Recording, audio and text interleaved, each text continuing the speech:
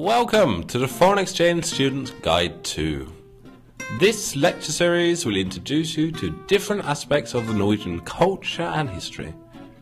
The program is made for those of you from the far-reaching corners of the world, maybe born in the Philippines, invaded in East Timor, or indoctrinated in China. Perhaps you read one of Hamsun's books sitting on a beach in Thailand, fed up with the soothing sun, and wanting to experience Norwegian slumps. This first episode's theme will be the Norwegian democracy. While a teacher prepares the classroom, you can take out your notebook and pencil, like Adelfa from Greece and Yuri from Poland is doing. Let us begin with some history. Norway has not always been the sovereign country it is today. From 1319 to 1536, the Swedes governed the land. After a short period of freedom, the Norwegians were handed over to Denmark. And again, due to some mistakes Napoleon made at Waterloo in 1814, the country was again delivered over to Sweden. In 1814, reluctance towards the new union grew, and the Norwegian constitution was finally written. The antagonisms towards Sweden resulted in a long and dreadful war. The war lasted for a terrible 2 weeks and claimed over 22 lives. The losses were mainly caused by a poor diet and far too small military issues.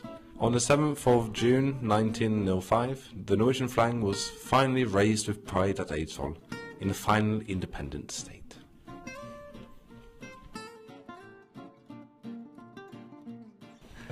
Now, let us look at some facts.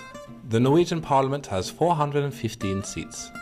The indigenous people called Samer have their own parliament. Fun fact. In 1890, the Norwegian government tried to cleanse out their culture.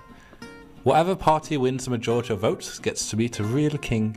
Elections are held every 2 years. The campaign promises made at the national level are often about getting more hunchbacked skeletons to live in separate rooms. The campaign promises made at the regional level are often about getting a long tunnel through a huge mountain. There are many diverse parties to choose from if you want to vote. But there are of course some requirements that have to be met in order to cast your ballot.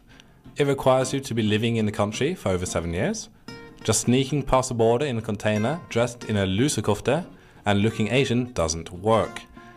Knowing the correct use of or and og, and performing in tedious student productions of Ibsen's Et Dukkehjem. Now let us look at the different parties. First we have the Right Party. The Right Party mainly consists of the rich and the thin. Their heroes are the famous designer Helly Hansen and self-acclaimed actor Kåre Conradi. They are often sighted in suits and polo shirts, roaming the streets drunk late at night. Recommended for those of you from Liechtenstein. Second, we have the Socialist Party. The Socialist Party voters are mostly feminists and their poor husbands. Their heroines are of course the lesbians and starving African children.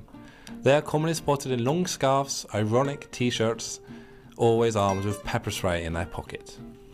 Recommended for those of you from Sudan. The third party on the list, FrP, the Progressive Party. The Progressive Party consists mostly of men and broad women. Their hero is of course the Oklahoma bomber Timothy McVeigh. They are rarely sighted these days though, since they all wear camo tracksuits. Their main activity is watching reruns of 2.5 Men. Recommended for those of you from Belgium. The last party on our list, the Workers' Party.